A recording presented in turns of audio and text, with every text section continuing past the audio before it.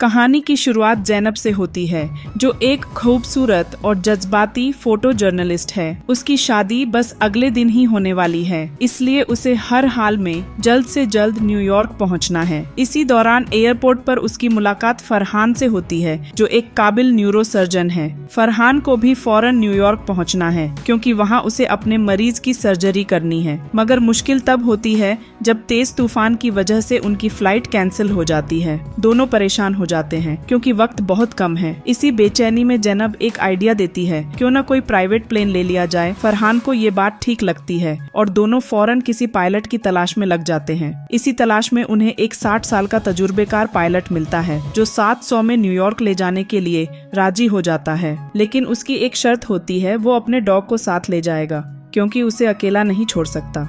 फरहान और ज़ैनब इस बात पर हामी भर देते हैं और फिर तीनों जहाज में बैठकर सफर के लिए निकल पड़ते हैं। शुरू में सब कुछ ठीक चलता है। ज़ैनब और फरहान राहत महसूस करते हैं कि अब वो अपने मंजिल की तरफ बढ़ रहे हैं। मगर अचानक पायलट को दिल का दौरा पड़ जाता है। वो बेहोश होने लगता है और जहाज बेकाबू हो जाता है। फरहान और ज़ैनब घबरा जाते हैं और पायलट को संभालने की पूरी कोशिश करते हैं, लेकिन उसकी हालत बिगड़ती जाती है। अब हालात और ज्यादा खतरनाक हो जाते हैं, क्योंकि पायलट ने एयर ट्रैफिक कंट्रोल को अपनी उड़ान की कोई इत्तिला नहीं दी थी, यानी अब रेडियो पर कोई मदद के लिए मौजूद नहीं है। फरहान और ज़ैनब की बेचैनी बढ़ती जाती है। कुछ ही लम्हों में जहाज तेजी से नीचे गिरने लगता है। ज़ैनब और फरहान जल्दबाजी में अपनी सीट बेल्ट बांध लेते हैं और फिर एक जोरदार धमाके के साथ जहाज बर्फ से ढके पहाड़ों में जा टकराता है। इस खौफनाक हादसे में पायलट अपनी जान खो देता है, मगर फरहान, ज़ैनब और उसका डॉग किसी तरह बच जाते हैं। अब वो तीनों इस ठंडी, वीरान और सुनसान जगह पर फंसे हुए हैं, जहाँ दूर दूर तक कोई मदद नजर नहीं आ रही। बर्फ से ढके अनजान पहाड़ों के बीच एक प्राइवेट प्लेन दुर्घटनाग्रस्त हो जाता है। पायलट की मौके पर ही मौत हो जाती है और ज़ैनब बुरी तरह घायल होकर बेहोश हो जाती है। जब फरहान होश में आता है तो वह खुद को एक भयावह स्थिति में पाता है। चारों तरफ सिर्फ बर्फ के ऊंचे ऊंचे पहाड़, न कोई इंसान, न कोई मदद का निशान। फरहान तुरंत प्लेन से बाहर निकलकर मदद के लिए चिल्लाता है, लेकिन दूर दूर तक सिर्फ सन्नाटा पसरा होता है।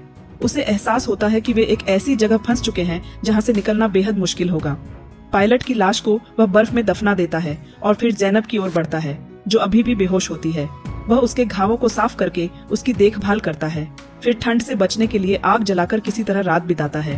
अगली सुबह फरहान को दूर आसमान में एक प्लेन उड़ता हुआ दिखाई देता है। उम्मीद की एक किरण जगते ही वह तुरंत फ्लेयर गन फायर करता है, लेकिन दुर्भाग्य से प्लेन उन्हें देखे बिना आगे निकल जाता है।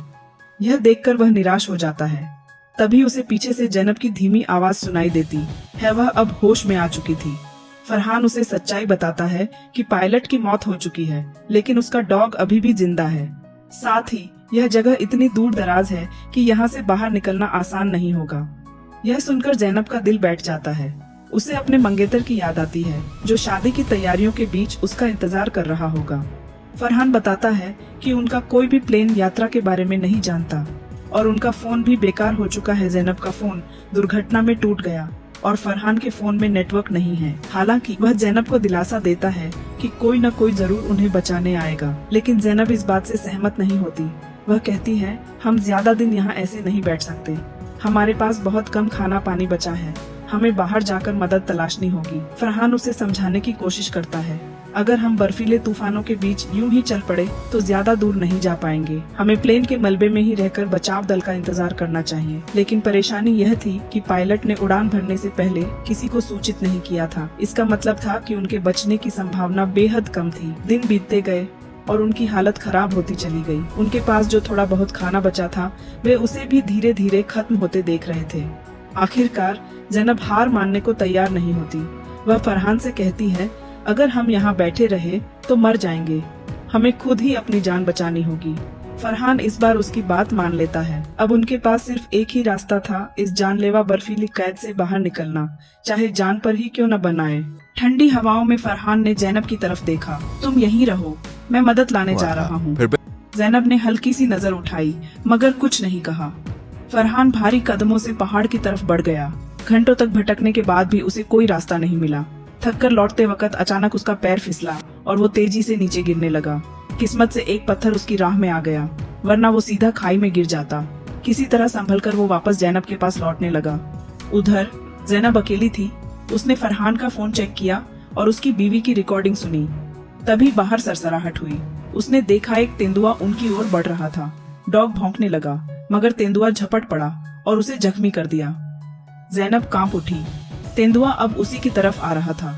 उसने झट से फ्लेयर गन उठाई और दाग दी। आग की लपटों से तेंदुआ झुलस गया और भागते भागते दम तोड़ दिया। कुछ देर बाद फरहान पहुंचा। ज़ैनब ने उसे सब बताया। डॉग जख्मी पड़ा था। फरहान ने उसे सहलाया और ज़ैनब की तरफ देखा। हम हर रोज मौत से लड़ रहे हैं, उसने कहा। ज़ैनब ने उसकी आंखों में झांका। इन बर्फीले पहाड़ों में जिंदगी की लड़ाई अब भी जारी थी। फरहान ज़ैनब का इलाज करता है और उसे बताता है कि वह पहाड़ों में घंटों भटकता रहा, मगर उसे न कोई रास्ता दिखा और न ही कोई घर। इसके बाद वह प्लेन के मलबे से बाहर निकलता है और देखता है कि तेंदुआ मरा पड़ा है। वह उसे अपने साथ लेकर आता है और प्लेन में रखे स्टोव को जलाकर मीट पकाता है। मजबूरी में दोनों को वही खाना पड़ता है। कई दिनों बाद उन्हें पका हुआ खाना मिला था, जिससे थोड़ी ताकत आती है। ज़ैनब कहती है कि उन्हें फोन में सिग्नल पाने के लिए पहाड़ से नीचे उतरना चाहिए, लेकिन फरहान कहता है कि बाहर जाना खतरे से खाली नहीं है। वह समझाता है कि प्लेन के मलबे में रहना ही सुरक्षित है और उन्हें यहीं पर रुकना चाहिए। उसे भरोसा है कि कोई न कोई प्लेन क्रैश को देखकर उन्हें बचाने जरूर आएगा, मगर ज़ैनब इस बात से सहमत नहीं होती। दोनों के बीच बहस हो जाती है और फिर दोनों सो जाते हैं। अगली सुबह जब फरहान सो रहा होता है, तब ज़ैनब डॉग के साथ वहाँ से निकल जाती है, क्योंकि उसे अब और नहीं रुकना था। वह लगातार आगे बढ़ती रहती है। जब फरहान उठता है तो देखता है कि ज़ैनब और डॉग वहाँ नहीं है। उसे प्लेन में एक नोट मिलता है, जिसमें ज़ैनब ने लिखा होता है कि वह मदद के लिए आगे जा रही है और अगर उसे कोई मिलता है तो वह फरहान के पास मदद भेज देगी। फरहान को ज़ैनब की फिक्र होती है, क्योंकि उसका पाँव अब भी पूरी तरह ठीक नहीं हुआ था। वह सोचता है कि ज़ैनब अकेले पहाड़ से नीचे नहीं उतर पाएगी, इसलिए वह अपना सामान पैक करता है और उसे ढूंढने निकल पड़ता है। वह ज़ैनब के पैरों के निशानों का पीछा करता है और जल्द ही उसे ढूंढ लेता है।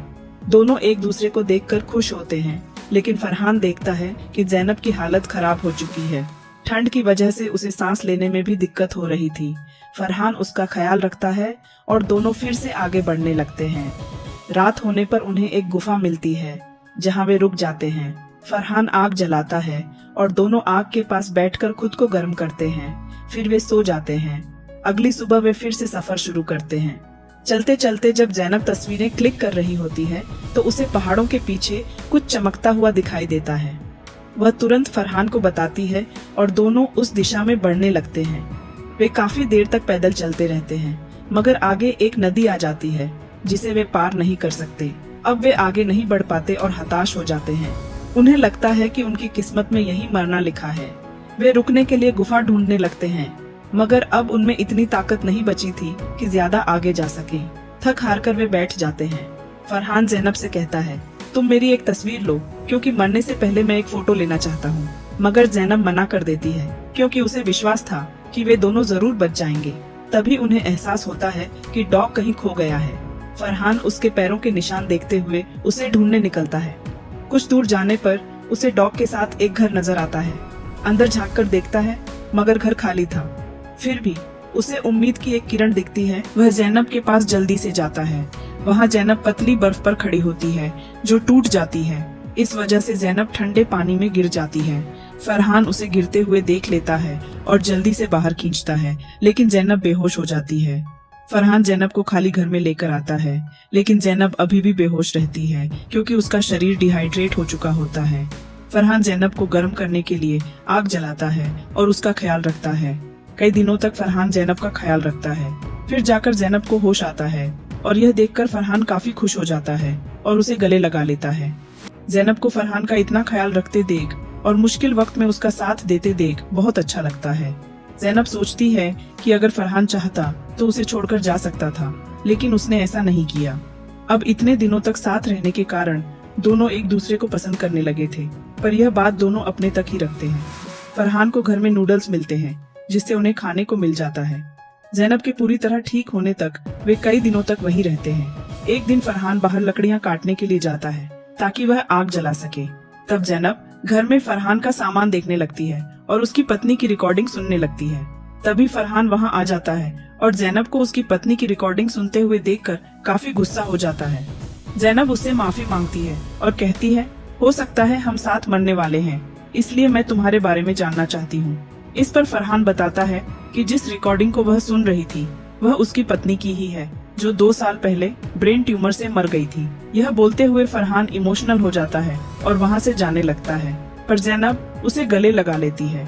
इतने दिनों से साथ रहने के कारण दोनों के बीच एक रिश्ता बन गया होता है। फरहान और जैनब एक दूसरे को देखते हैं और धीरे धीरे बेड पर चले जाते हैं। जब फरहान सो जाता है तो जैनब उसकी तस्वीर लेती है।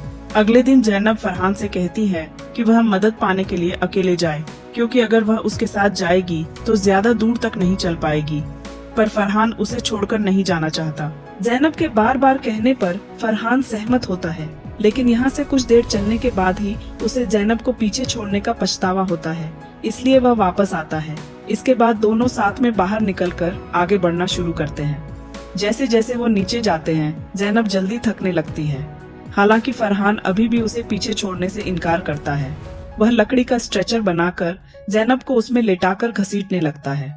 उनके पीछे पीछे डॉग भी आ रहा होता है। आगे चलते हुए उन्हें बर्फीली तेज हवाओं का सामना करना पड़ता है, इसलिए वे थोड़ी देर बाद जंगल के पास सो जाते हैं। तभी डॉग फरहान को उठाता है। फरहान आगे देखता है कि वहाँ पर एक लकड़ी का यार्ड है। यह देखकर फरहान खुश हो जाता है और जैनब को उठाता है। फिर दोनों उस ओर जाने लगते हैं, पर दोनों के अंदर इतनी ताकत नहीं बची थी कि वे आगे बढ़ सकें। लेकिन किसी भी तरह हिम्मत करते हुए वे अपने पैरों को बढ़ाने लगते हैं। आगे बढ़ते हुए फरहान का एक पैर भालू के ट्रैप में फंस जाता है। जैनब फरहान के पैर को निकालने की काफी कोशिश करती है, पर इसमें वह नाकामयाब रहती है। फरहान उससे कहता है कि वह आगे जाकर मदद के लिए किसी को बुलाए। जैनब फरहान को छोड़कर आगे बढ़ती रहती है और लकड़ी के यार्ड में पहुंचकर एक ट्रक ड्राइवर से मदद मांगती है। जैनब उसे फरहान के बारे में बताती है। ड्राइवर फरहान के पास आता है और उसको बचाता है, फिर दोनों को हॉस्पिटल ले जाता है। इसके बाद फरहान को जब होश आता है तब वह हॉस्पिटल में होता है। वह उठकर जैनब के कमरे में जाता है। जैनब उससे कहती है कि उसके कारण ही वह जिंदा बच पाई है। दोनों आपस में बात कर रहे होते हैं। तभी जैनब का बॉयफ्रेंड वहाँ आ जाता है, जिसके साथ उसकी शादी होने वाली थी। वह जैनब को बचाने के लिए फरहान का शुक्रिया अदा करता है। इस पर फरहान जवाब देता है कि अगर जैनब उसके साथ नहीं होती तो वह जिंदा नहीं बच पाता, क्योंकि उसने उसका बहुत साथ दिया था। यह फरहान समझ जाता है कि उनका अलग होने का समय आ गया है। इस वजह से उसका दिल टूट जाता है और वह कमरे से निकल जाता है। हॉस्पिटल से डिस्चार्ज होने के बाद फरहान और जैनब अलग अलग रास्तों पर चले जाते हैं। फरहान डॉग को अपने पास रखता है और दुखी मन से अपने काम में बिजी हो जाता है। वहीं जैनब भी अपने बॉयफ्रेंड के साथ रहने लगती है, लेकिन अंदर से फरहान और जैनब एक दूसरे को भूल नहीं पाते। जैनब फरहान को कॉल करने की कोशिश करती है, लेकिन वह उसकी कॉल को अनदेखा कर देता है। फिर एक दिन जैनब फरहान की जो सोते समय उसने तस्वीर खींची थी वह उसके पास भेजती है, जिसमें लिखा होता है, केवल तुम ही हो जो मुझे समझ सकते हो। फरहान पहले जैनब को इग्नोर करता था, क्योंकि उसे लगता था कि वह अपने बॉयफ्रेंड के साथ खुश है। पर यह देखकर फरहान को जैनब की याद आ जाती है। वह उसे कॉल करता है और दोनों एक दूसरे से मिलने का प्लान बनाते हैं। इसके बाद वो न्यूयॉर्क के एक रेस्टोरेंट में मिलते हैं। जैनब फरहान से पूछती है कि वो उसका फोन क्यों नहीं उठाता था। इस पर फरहान कहता है कि उसने ऐसा इसलिए किया क्योंकि उसे लगा कि तुमने शादी कर ली है और अपनी जिंदगी में खुश हो। फरहान आगे कहता है कि वह उसे परेशान नहीं करना चाहता था, इसीलिए उसने उसे इग्नोर किया। इस पर जैनब कहती है, मैंने अभी तक शादी नहीं की है, क्योंकि फरहान मुझे तुमसे प्यार हो गया है और मैंने अपने बॉयफ्रेंड से भी ब्रेकअप कर लिया है। इसके बाद रेस्टोरेंट के बाहर फरहान भी जैनब से अपने दिल की बात बताता है। वह जैनब से कहता है, हम दोनों बच गए क्योंकि हमें प्यार हो गया था। फिर वो दोनों गले लग जाते हैं। इन दोनों ने इतनी मुसीबतों का सामना करने के बाद भी एक दूसरे का साथ नहीं छोड़ा था और अब जाकर ये दोनों साथ में खुश रहेंगे। इसी के साथ मूवी खत्म होती है। दोस्तों, क्या जैनब का अपने बॉयफ्रेंड के संग रिश्ता खत्म करना सही था? आप होते तो क्या करते? इस पर अपनी राय कमेंट सेक्शन में जरूर दें। अगर ये दास्तान आपके दिल को छू गई हो तो वीडियो को लाइक करें और अपने अजीजों के साथ शेयर करें। आपका साथ हमें ऐसी ही मोहब्बत भरी कहानियां सुनाने का हौसला देता है। चैनल को सब्सक्राइब करें और बेल आइकन दबाएं ताकि कोई भी किस्सा आपसे महरूम न रह जाए। फिर मिलते हैं अगली मुलाकात में। तब तक अपना ख्याल रखें और अपनों से मोहब्बत करते रहें।